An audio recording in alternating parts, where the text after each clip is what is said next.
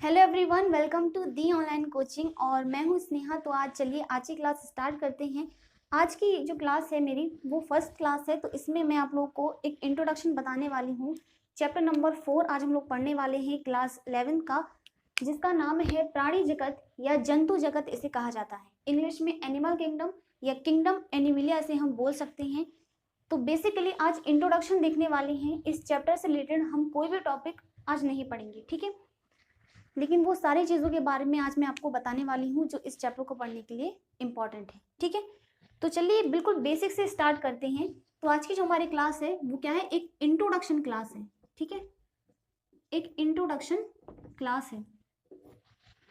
Basic से start करते हैं, मतलब मैं शुरुआत करूंगी कि प्राणी जगत या जंतु जगत की उत्पत्ति कहाँ से हुई, ठीक है।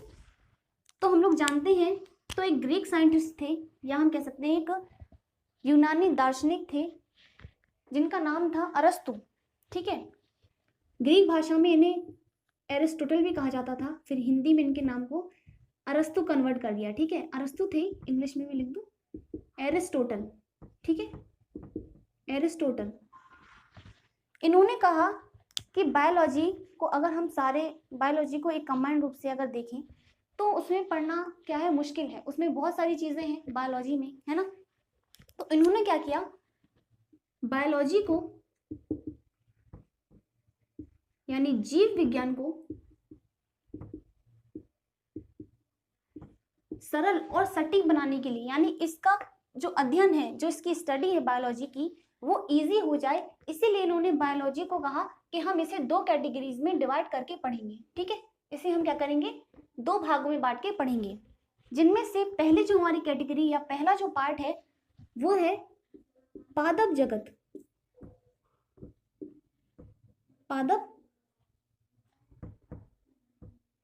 पादप जगत या इंग्लिश में इसे कहते हैं प्लांट किंगडम,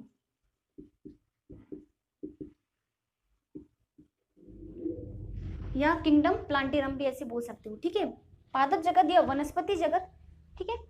दूसरा जो जगत था या फिर दूसरी जो कैटेगरी थी वो थी हमारी जंतु जगत, जंतु जगत या फिर प्राणी जगत, ठीक है। जंतु जगत इंग्लिश में एनिमल किंगडम या फिर किंगडम एनिमिलिया, एनिमल किंगडम। तो जो अरस्तु थे उन्होंने क्या किया, बायोलॉजी का मतलब समझते हो, चलो एक बार बायोलॉजी को देख लें कि बायोलॉजी की शुरुआत कैसे हुई या फिर बायोलॉजी शब्द कैसे बना, ठीक है। तो बायोलॉजी दो शब्दों से मिलकर बना है, बायोस और लोगोस, ठीक है, बायोस और लोगोस, जिसमें बायोस का अर्थ होता है लिविंग और लोगोस का अर्थ होता है टू स्टडी, ठीक है। यानी लिविंग ऑर्गेनिज्म की स्टडी करना ही क्या कहलाता है, बायोलॉजी या फिर जीव विज्ञान। और बेसिक से जाएं तो ऑर्गेनिज्म किसे बोलते हैं, तो हम जानते हैं कोशिका, जानते हो, सेल, यानी कोशिका जीवन की इकाई। कोशिका से क्या बनते हैं, ऊतक बनते हैं, यानी टिश्यूज बनते हैं, है ना, टिश्यू बनते हैं यानी ऊतक बनते हैं। ऊतक क्या होता है पता है, सेल, यानी ग्रुप ऑफ सेल, यानी कोशिकाओं के समूह को क्या बोलते हैं, ऊतक कहा जाता है, ठीक है। तो फिर टिश्यू से क्या बनते हैं, हमारे ऑर्गन बनते हैं, यानी अंग बनते हैं, ठीक है। टिश्यू से क्या बनते हैं, ऑर्गन।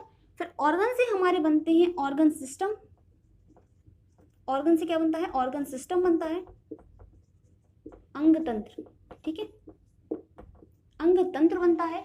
और फिर अंग तंत्र, ठीक है, दिख रहा है ना, अंग तंत्र, फिर हमारा बनता है ऑर्गन सिस्टम से ऑर्गेनिज्म, ठीक है, ऑर्गेनिज्म, इसे बोलते हैं सजीव, ठीक है, ऑर्गेनिज्म। तो इसकी स्टडी करना ही क्या कहलाता है, बायोलॉजी कहलाता है, ठीक है। जीव विज्ञान के अंदर हम क्या करते हैं, जीवित जीवधारियों का अध्ययन करना ही जीव विज्ञान या बायोलॉजी कहलाता है, ठीक है।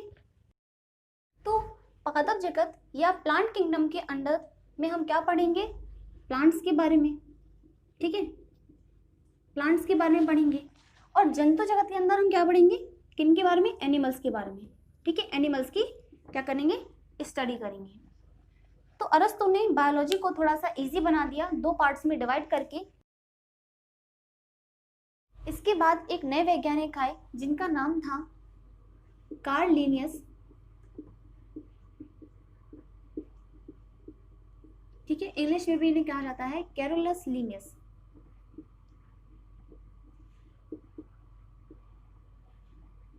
ठीक है, स्वीडन के रहने वाले थे, वनस्पति शास्त्री थे ये। उन्होंने कहा कि क्या हम बायोलॉजी को केवल 2 भागों में बांट के उसके अध्ययन को सरल कर सकते हैं। इन्होंने कहा कि बायोलॉजी को, जो अरस्तु थे उन्होंने तो बायोलॉजी को 2 भागों में बांट दिया, पहला पादप जगत और दूसरा जंतु जगत। ठीक है, लेकिन कार्लस लिनस ने यह कहा कि इस दुनिया भर में इन दोनों की ही लाखों प्रजातियां उपस्थित हैं और वो अपने रूप, संरचना और आकार में बहुत भिन्नताएं रखती हैं। ठीक है, यानी उनका एक अलग आकार होगा, ठीक है, अलग उनकी संरचना होगी, उनकी कार्यविधि अलग होगी। तो इन्होंने कहा कि केवल हम 2 भागों में बांट के उनका अध्ययन नहीं कर सकते, हमें इसे और भी ज़्यादा क्लासीफाई करना पड़ेगा। तो इन्होंने कहा कि पेड़ पौधों के बारे में और जंतुओं के बारे में यहाँ पे विश्व में लाखों प्रजातियाँ उपस्थित हैं और हर एक प्रजाति या फिर पेड़ पौधों की, चाहे वो कोई प्रजाति हो या फिर जंतुओं की कोई प्रजाति हो, उसके बारे में व्यक्तिगत उसका अध्ययन करना, इंडिविजुअली उसके बारे में स्टडी करना क्या है, मुश्किल है या फिर नामुमकिन है। ठीक है, कह सकते हैं। और अगर नामुमकिन नहीं भी होगा तो हमें कितना टाइम लगेगा हर एक स्टडी के बारे में, उन लाखों प्रजातियों में से। ठीक है, उन लाखों प्रजातियों में से, लाखों में से एक के बारे में हमें अगर अध्ययन करना है, एक स्टडी, ठीक है, किसी एक जीव की अगर हमें स्टडी करनी है तो कितना मुश्किल होगा, है ना, होगा ना। तो इन्होंने कहा कि हम इसे और क्लासिफाई करेंगे। ठीक है, हम क्या करेंगे, इसे और क्लासिफाई करेंगे। फिर उन्होंने एक नई स्कीम निकाली जिसे हम कहते हैं क्लासिफिकेशन। क्लासिफिकेशन हिंदी में से कहते हैं वर्गीकरण। वर्गीकरण, ठीक है, वर्गीकरण का मतलब समझते हो? इसका मतलब होता है जीव जंतुओं को अलग अलग समूह या फिर अलग अलग श्रेणियों में बांटना ही क्या कहलाता है, क्लासिफिकेशन यानी वर्गीकरण कहलाता है। तो बेसिकली कैरोलस लिनियस को ही फादर ऑफ क्लासिफिकेशन और फादर ऑफ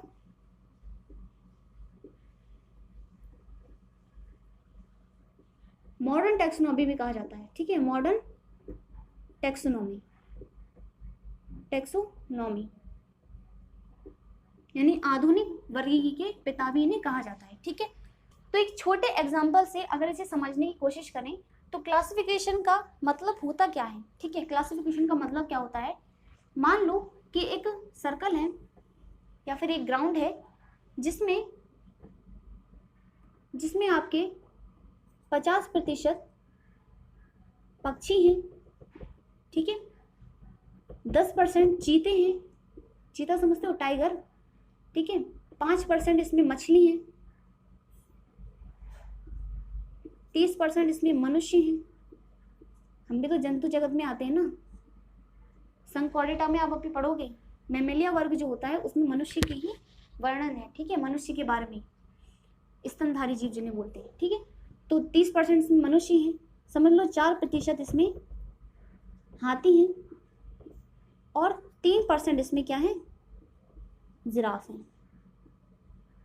ठीक है, इतने हैं और वो समझ लो इस तरह से मिलजुल कर है। ठीक है, यानी ग्राउंड है, इसमें कहीं नहीं पता कि कौन कहाँ पर है। अगर मैं ये परसेंटेज ना बताऊं, ठीक है, अगर मैं ये परसेंटेज ना बताऊं तो क्या आप ये बता सकते हो कि इसमें कौन कितना है? अगर मैं यहाँ पे परसेंटेज ना बताऊं तो आप बता सकते हो कि इसमें कौन कितना है, कितने पक्षी हैं, कितने चीते हैं, कितने मछली हैं, मनुष्य कितने हैं। ठीक है, तो कीट मकोड़े वो समझ लो, इतने कीट मकोड़े भी है इसमें। ठीक है, कीड़े मकोड़े भी हैं, जिराफ हटा दो, कीट मकोड़े भी है। ठीक है, अब आप बताओ किसमें किसकी संख्या कितनी है, बता पाओगे? नहीं ना। अच्छा, अगर मैंने ये कर दिया, मैंने कहा कि मैं इस ग्राउंड को 6 भागों में बांट दूं, यानी इसमें 6 कमरे बना दूं, समझ लो, जिसमें से एक कमरा होगा जिसमें केवल पक्षी होंगे, एक कमरा होगा जिसमें केवल चीता होगा, यानी चीते ही होंगे। एक कमरा होगा जिसमें केवल मछलियां ही होंगी, ठीक है। एक में मनुष्य होंगे, एक में हाथी और एक में कीड़े मकोड़े होंगे, ठीक है, कीट होंगे। तो बताओ आपके लिए ढूंढना सरल किस में होगा, इसमें होगा या इसमें होगा? इसमें होगा ना, है ना। क्योंकि हमने क्या किया, क्योंकि देखो इस दुनिया में समझ लो लाखों प्रजातियां थी, हमने क्या किया, उन्हें भागों में बांट दिया। यानी उनमें उनके कुछ लक्षणों के आधार पर, उनके कैरेक्टरिस्टिक्स के आधार पर हमने क्या किया, उन्हें कुछ श्रेणियों में, उच्च समूह में बांट दिया, ठीक है। तो इसी चीज को बोलते हैं क्लासिफिकेशन। तो अब कैरोलस लिनस ने कहा कि हमने सभी पेड़ पौधे और सभी जंतुओं को उनके अलग अलग समूह और श्रेणियों में बांट दिया, यानी हमने अब क्लासिफिकेशन तो कर दिया। अब बात आती है नामकरण की, नामकरण की, ठीक है, यानी नॉमिनेशन, नॉमिनेशन की बात आती है। इस वीडियो को पढ़ने से एक फायदा है कि आपको बाकी सारी चीजें क्या हो रही हैं, रिकॉल होती जा रही हैं, ठीक है। आपका एक छोटा सा रिवीजन होता जा रहा है ना। चैप्टर नंबर 1, 2, 3 में आपने ये सारी चीजें पढ़ी है ना। तो नामकरण में हम क्या पढ़ते हैं, अब बात आती है। तो कैरोलस लिनस ने कहा कि हम हर एक जीव या फिर हर एक पादप का नाम जो है वो एक वैज्ञानिक नाम के रूप में लिखेंगे, यानी हर एक जीव या हर एक पादप का जो नाम होगा, हर एक जंतु या पादप का जो नाम होगा वो किस में होगा, एक साइंटिफिक नेम के रूप में होगा, साइंटिफिक नेम होगा, ठीक है। नामकरण उन्होंने, नामकरण माने किसी भी जीव जंतु का नामकरण करना, यानी उसे एक साइंटिफिक नेम के रूप में लिखना, ठीक है। तो जो कैरोलस लिनस थे, इन्होंने क्या किया,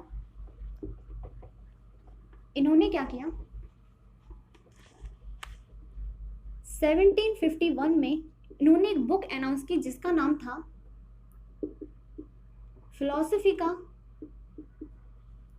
फिलोसफिका बॉटनिका, ठीक है, फिलोसफिका बॉटनिका। इसमें इन्होंने किसके बारे में जिक्र किया, बाइनोमियल नॉमेनक्लेचर, जिसे हम कहते हैं द्विनाम पद्धति,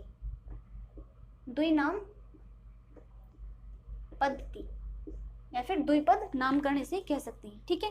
इन्होंने क्या किया, 1751 में इन्होंने एक बुक अनाउंस की, एक पुस्तक इन्होंने प्रकाशित की जिसका नाम था फिलोसफिका बॉटनिका, और जिसके अंतर्गत इन्होंने किसके बारे में जिक्र किया, बाइनोमियल नॉमेनक्लेचर, यानी द्विनाम पद्धति।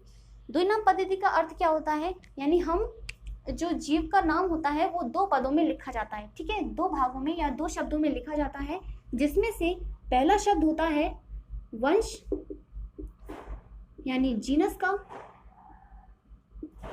और दूसरा जो शब्द होता है वो किसका होता है, जाति यानी स्पीशीज का, ठीक है।